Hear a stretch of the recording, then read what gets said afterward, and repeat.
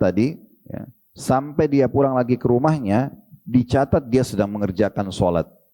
Artinya ini ada motivasi Bapak Ibu sekalian, agar mempersiapkan diri jauh sebelum waktu sholat. Karena selama seseorang menunggu sholat, maka dicatat dia sedang sholat. Ya. Dan kelebihan juga orang yang menuju ke masjid, ini karena selama dia keluar dari rumahnya, sampai kembali ke rumahnya. Kayak tadi kita keluar sebelum sholat subuh, sampai nanti kita selesai ta'lim, anggaplah misalnya sejam, sejam setengah kita gunakan waktu, maka ini seperti kita sejam setengah itu tidak berhenti sholat. Salam, bangun lagi, sholat, salam, bangun lagi, sholat, begitu seterusnya, sampai nanti kita kembali. Berarti adanya motivasi untuk menjaga sholat.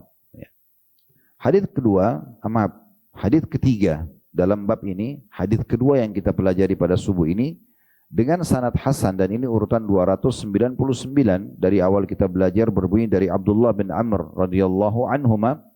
Kita mengatakan radhiyallahu anhuma karena Abdullah sahabat, Amr bin As juga sahabat.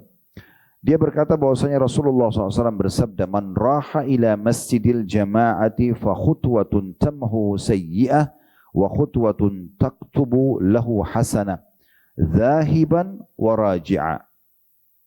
Artinya, barang siapa yang berangkat menuju ke masjid untuk sholat berjamaah, maka satu langkahnya menghapus kesalahan, dan langkah yang lainnya menulis satu kebaikan, pulang dan juga perginya. Diriwayatkan oleh Ahmad dengan sanad hasan, At-Tabarani dan Ibnu Hibban menyebutkan juga di dalam sahihnya. Riwayat ini Bapak Ibu sekalian memberikan pelajaran kepada kita adanya anjuran untuk selalu ke masjid mengerjakan sholat, terutama bagi laki-laki ya. Karena laki-laki pendapat jumhur mewajibkan kalau tidak punya udzur. Itu diantara Imam Ahmad, Imam Malik, Imam Abu Hanifah, tiga ini seingat saya mewajibkan ya. Dan mereka berdalil dari hadis tentang masalah ancaman orang yang meninggalkan sholat berjamaah di masjid. Di antaranya kata Nabi SAW, aku ingin sekali sholat diiqamahkan, kemudian aku memerintahkan seseorang jadi imam, lalu aku keluar membawa kayu bakar dan membakar rumah-rumah orang yang tidak pergi sholat, gitu ya. Karena ini adalah anjuran dan ditekankan.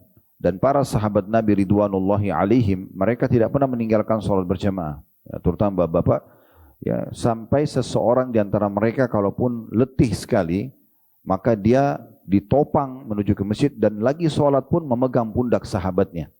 Jadi karena mereka tidak mau kehilangan absensi ini. Mereka sedang absen dirinya kepada Allah subhanahu wa ta'ala. Dan Allah menyukai melihat orang-orang yang sedang berada di saf-saf, ya, di tempat-tempat, di waktu-waktu di mana Allah subhanahu wa ta'ala memerintahnya.